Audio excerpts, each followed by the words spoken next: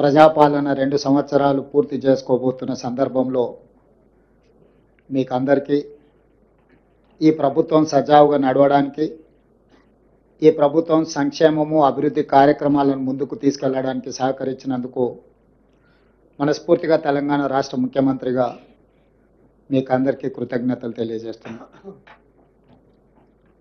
ఈరోజు తెలంగాణ రాష్ట్ర ప్రభుత్వం గతంని ఒక అనుభవంగా, ఈ అనుభవాల నుంచి నేర్చుకున్న పాఠాలను భవిష్యత్ ప్రణాళికగా మార్చుకొని 4 కోట్ల తెలంగాణ ప్రజలకు ఒక అద్భుతమైన అభివృద్ధి చెందిన తెలంగాణను అందించాలన్న ఆలోచనతోటి 2 సంవత్సరాల ఉత్సవాలను జరుపుకోవడమే కాకుండా భవిష్యత్తు ప్రణాళికలను రచించుకొని భవిష్యత్తు కోసం పారదర్శకమైన పాలసీలను తీసుకొచ్చి ఒక పాలసీ డాక్యుమెంట్ని జాతికి డెడికేట్ చేయబోతున్నాం. ఈ పాలసీ డాక్యుమెంట్ జాతికి అంకితం చేయడం ద్వారా ప్రపంచ దేశాలలో ఉన్న దిగ్గజ కంపెనీలను, సాంకేతిక నిపుణులను,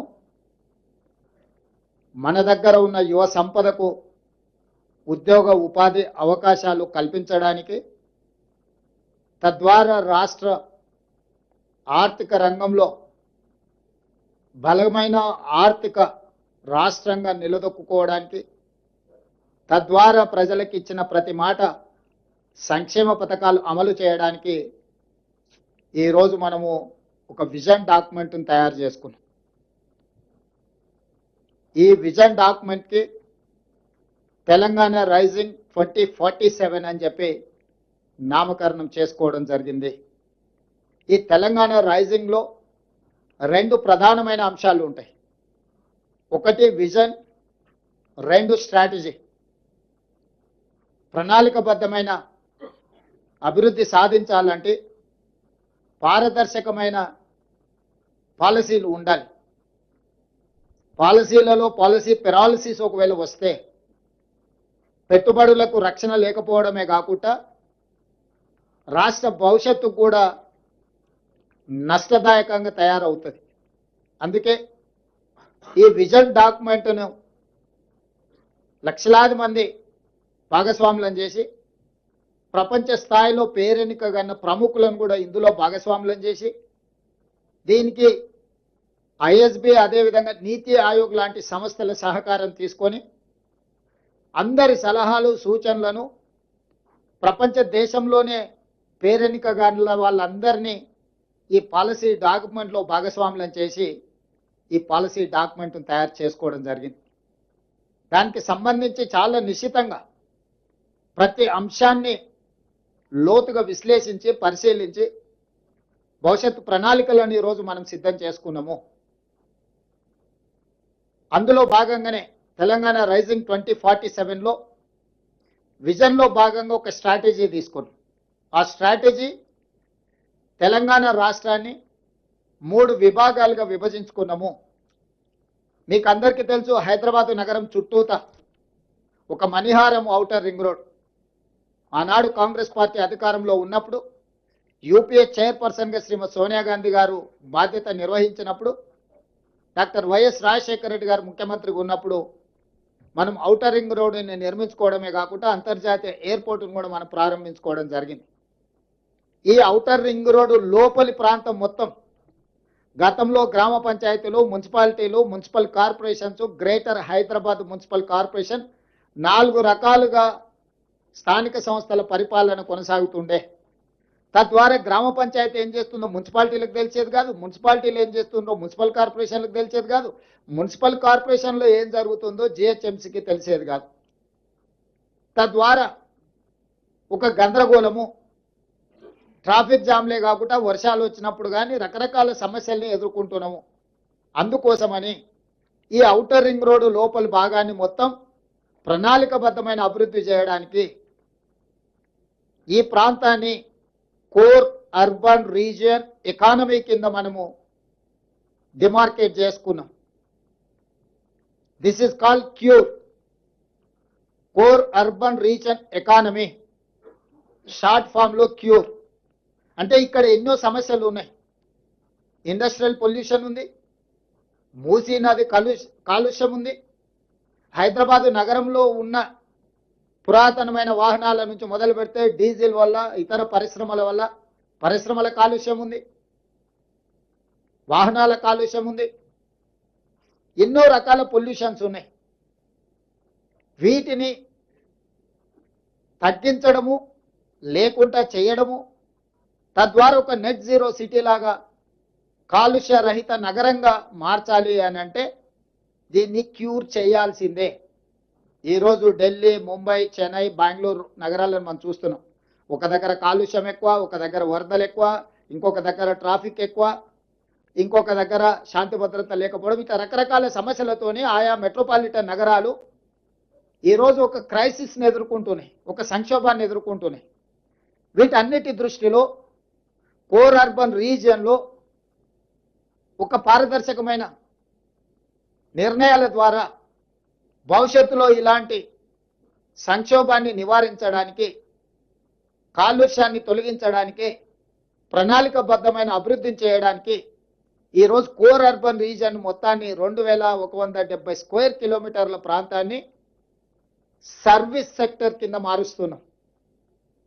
ఈ ప్రాంతంలో ఉండే జీసీసీలు కావచ్చు, ఐటీ కంపెనీలు కావచ్చు, ఇతర ప్రభుత్వ రంగ సంస్థలు కావచ్చు, ప్రైవేట్ రంగ సంస్థలు కావచ్చు, కాలుష్యాన్ని వెదజల్లే పరిశ్రమలన్నిటిని కూడా బయటికి తరలించడం ద్వారా, చెరువులను, కుంటలను, నాలాలను ప్రక్షాళన చేయడం ద్వారా, అత్యధిక వర్షం వచ్చినప్పుడు రోడ్ల మీద, కాలనీలలో నీటి వరదల సమస్యల్ని తగ్గించడానికి ఈ కోర్ అర్బన్ రీజియన్ని ఒక యూనిట్గా ట్రీట్ చేస్తున్నాం. దీంట్లో అభివృద్ధిలో భాగంగా మెట్రో రైలు విస్తరణ కావచ్చు, మూసీ రివర్ డెవలప్మెంట్ కావచ్చు, ఫ్లైఓవర్స్ కావచ్చు, రోడ్ల విస్తరణ కావచ్చు, కాలుష్య పరిశ్రమలను తొలగించడం కావచ్చు, ఇట్లా అన్ని రకాల అంశాలను ఆ కోర్ అర్బన్ రీజియన్ ఎకానమీలో అభివృద్ధిలో భాగంగా అక్కడ డిఫైన్ చేసి కోర్ అర్బన్ రీజియన్ని మనము ఈరోజు ఒక ప్రణాళిక తయారు చేస్తున్నాం.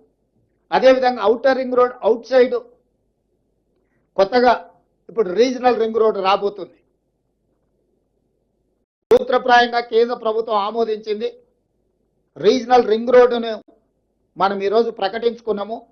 ఔటర్ రింగ్ రోడ్డు 162 కిలోమీటర్లు ఉంటే నగరం చుట్టూతా ఒక అభివృద్ధి వలయంగా, రీజనల్ రింగ్ రోడ్డు దాదాపుగా ఒక 360 కిలోమీటర్లతోని రెండవ మణిహారాన్ని తెలంగాణకు మనం ఈరోజు తయారు చేసుకుంటున్నాం.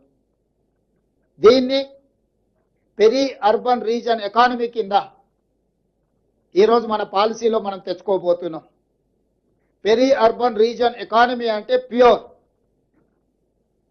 ఈ ప్రాంతంలో మ్యానుఫ్యాక్చరింగ్ జోన్, ఈ ప్రాంతంలో భారత్ ఫ్యూచర్ సిటీ ఉండొచ్చు, చందన్వెల్లి, సీతారాంపూర్ ఫార్మా కంపెనీల ఐటీ సెజ్లు ఉండొచ్చు, రేడియల్ రోడ్స్ ఉండొచ్చు, మెట్రో విస్తరణ ఉండొచ్చు, ఇతర రాష్ట్రాల నుంచి, ఇతర దేశాల నుంచి రావడానికి అవసరమైన ప్రణాళికల్ని ఈరోజు ఈ పెరి అర్బన్ రీజియన్ ఎకానమీలో భాగస్వాములను చేస్తున్నాము. దీన్ని షార్ట్ ఫామ్ లో ప్యూర్ అని మనం పిలుచుకోదలుచుకున్నాం.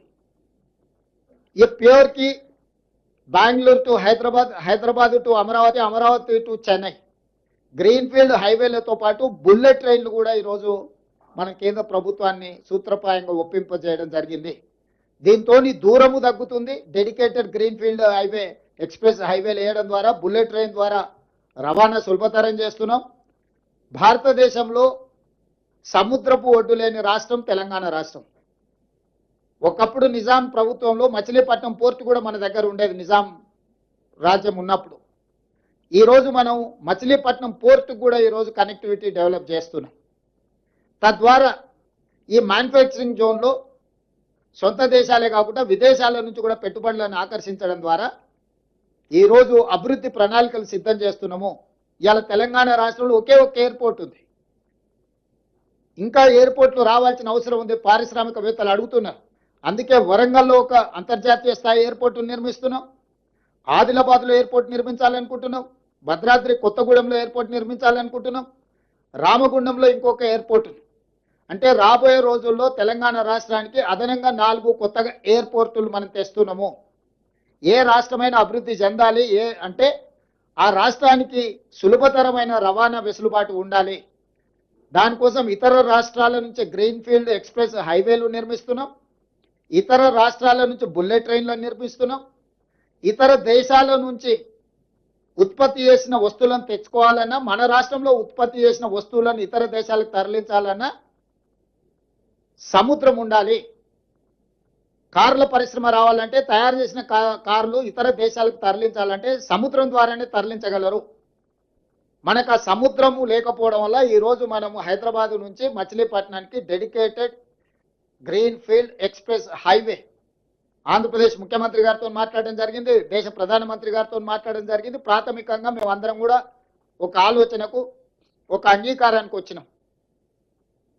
Highway connectivity, port connectivity, airports connectivity ద్వారా ఈ పెరి అర్బన్లో వచ్చే మ్యానుఫ్యాక్చరింగ్ జోన్లో పరిశ్రమలను ఆకర్షించడమే కాకుండా పెట్టుబడులను తీసుకొచ్చి ఈ పెట్టుబడుల ద్వారా, పరిశ్రమల ద్వారా నిరుద్యోగ యువకులకు ఉద్యోగ ఉపాధి అవకాశాలు కల్పించి తెలంగాణ రాష్ట్ర ఆర్థిక వ్యవస్థను ఒక బలమైన వ్యవస్థగా తీర్చిదిద్దడానికి ఈరోజు పెరి అర్బన్ రీజన్ ఎకానమీని మనం ప్రణాళికబద్ధంగా చేసుకున్నాం. ఇక మూడవది regional ring road outside Telangana border, rural agricultural reason economy. అంటే ఏ రాష్ట్రంలో, ఏ దేశంలో కూడా వ్యవసాయ ఆధారిత ప్రణాళికలు చాలా తక్కువగా ఉన్నాయి. గతంలో ఏ విజన్, ఏ పాలసీ డాక్యుమెంట్ చేసినా అర్బన్ బేస్డ్ పాలసీ తీసుకొచ్చేది. ఇప్పుడు మేము వ్యవసాయాన్ని, గ్రామీణ ప్రాంతాలను, వ్యవసాయ ఆధారిత ఉత్పత్తులను నిర్లక్ష్యం చేయదలుచుకోలేదు. ఈ స్టేట్ ఎకానమీలో వాళ్ళ స్టేక్ హోల్డర్స్గా మార్చదలుచుకున్నాము రైతులను, వ్యవసాయ ఆధారిత పరిశ్రమలను. వ్యవసాయాన్ని పెంపొందించడం ద్వారా ఆర్గానిక్ ఫుడ్ కావచ్చు, అగ్రికల్చర్ పార్క్స్ కావచ్చు, అదేవిధంగా ఫ్రూట్స్ అండ్ వెజిటబుల్స్ కావచ్చు, వీటికి సంబంధించిన పరిశ్రమలతో పాటు seed bowl of India Telangana, మన భూములు విత్తనాలను ఉత్పత్తి చేయడానికి అనుకూలమైన ప్రాంతం. మన భూములు మంచి కూరగాయలు, పండ్లు, ఫలాలు పండించడానికి, చాలా సేంద్రియ వ్యవసాయానికి చాలా ఉపయోగపడే భూములు. అందుకే regional ring road outside Telangana border వరకు రూరల్ అగ్రికల్చర్ రీజన్ ఎకానమీ కింద దిస్ ఈస్ కాల్డ్ రేర్, ఒక రేర్ పాలసీని మనం తీసుకొస్తున్నాం. మీకు తెలంగాణ ముఖ చిత్రాన్ని చూస్తే ప్యూర్ రేర్. క్యూర్ అంటే core urban region economy, PURE అంటే peri urban region economy, RARE అంటే రూరల్ అగ్రి రీజన్ ఎకానమీ. ఈ మూడు రకాల వ్యవస్థలను, ప్రణాళికల్ని, ఈ అంశాలకు సంబంధించిన వాటి అన్నిటిని కూడా పొందుపరిచి, క్రోడీకరించి తెలంగాణ రైజింగ్ 2047 ఒక విజన్ డాక్యుమెంట్ను తీసుకొస్తున్నాము. ఆ విజన్ డాక్యుమెంట్లో కోర్ అర్బన్లో ఏం చేయబోతున్నాం, ఏమేమి తీసుకొస్తున్నాం, ఇన్ డీటెయిల్ రిపోర్ట్ ఉంటుంది. పెరి అర్బన్లో ఏమేమి చేయబోతున్నాం, మ్యానుఫ్యాక్చరింగ్ సైడ్ డీటెయిల్ రిపోర్ట్ ఉంటుంది. రూరల్ ఎకానమీలో, అగ్రికల్చర్లో ఏం చేయబోతున్నాం ఆ పాలసీ డాక్యుమెంట్లో ఉంటుంది. సో తద్వారా ప్రతి ఒక్కరిని, మహిళలు కావచ్చు, రైతులు కావచ్చు, యువత కావచ్చు, వివిధ సామాజిక వర్గాలకు సంబంధించిన ప్రజలందరినీ దృష్టిలో పెట్టుకొని అభివృద్ధి ప్రణాళికలతో పాటు రాష్ట్ర ఆర్థిక వ్యవస్థను బలోపేతం చేసి తద్వారా వచ్చే ఆదాయాన్ని పెంచాలి, పేదలకు పంచాలి అనే ఒక విధానంతో బలమైన ఆర్థిక వ్యవస్థను పెంపొందించడం ద్వారా బలహీనంగా ఉన్న పేదలను బలోపేతం చేయాలని ఈరోజు మనకు ఫుడ్ది సమస్య లేదు, కానీ న్యూట్రిషన్ ప్రాబ్లం ఉన్నది. ఆ న్యూట్రిషన్ ఎట్లా ఇంప్రూవ్ చేయాలా, క్వాలిటీ ఫుడ్ ఎట్లా ఇవ్వాలనేది మన ప్రణాళిక. ఇప్పటి వరకు ఆనాడు పండిత్ జవహర్లాల్ నెహ్రూ గారు తీసుకొచ్చిన విధానాల వల్ల ఎడ్యుకేషన్ అండ్ ఇరిగేషన్ పాలసీస్ మొట్టమొదటి ప్రధానమంత్రిగా తీసుకురావడం వల్ల ఈ దేశంలో విద్య, అదేవిధంగా ఇరిగేషన్ ద్వారా పేదల ఆకలి తీర్చడానికి ఈరోజు సర్ప్లస్ దేశం. మనం దేశానికి అవసరమైన దానికంటే ఆహార ధాన్యాల ఉత్పత్తిలో ఎక్కువగా ఉత్పత్తి చేస్తున్నాం, కానీ ప్రజలకు ఇవ్వవలసిన అంత ఆరోగ్యవంతమైన ఫుడ్ను మనం ఇవ్వలేకపోతున్నాము. అందుకే సర్ప్లస్ ఫుడ్ ఉంది కానీ న్యూట్రిషన్ ఫుడ్ లేదు. తెలంగాణ రాష్ట్రం మొదటి రాష్ట్రంగా ప్రజలకు న్యూట్రిషన్ ఫుడ్ ఎట్లి వాళ్ళను ప్రణాళికలు చేస్తాం దీని ద్వారా.